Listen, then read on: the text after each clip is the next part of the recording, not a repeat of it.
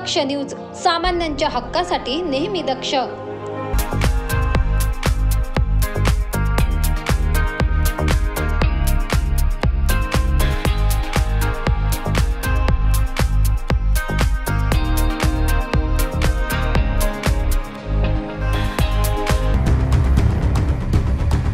लालपरी अर्थात एसटी कर्मचाऱ्यांनी त्यांच्या विविध प्रलंबित मागण्यांसाठी बेमुदत आंदोलन सुरू केले असून विधानसभेची आचारसंहिता लागण्याच्या आत आमच्या मागण्या पूर्ण कराव्यात, अन्यथा आम्ही कामावर रुजू होणार नाही अशी भूमिका घेत आंदोलन सुरू केले असून महाराष्ट्र कृती समिती मनमाडचे सर्व कर्मचारी यात सहभागी झाले आहे। यामुळे आगार पूर्णपणे बंद पडले आहे।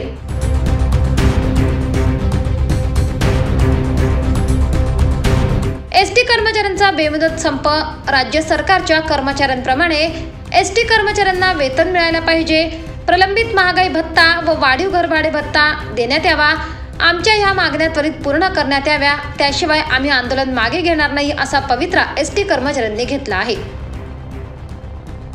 रुपाली केदारे, दक्ष न्यूज, मनमाड।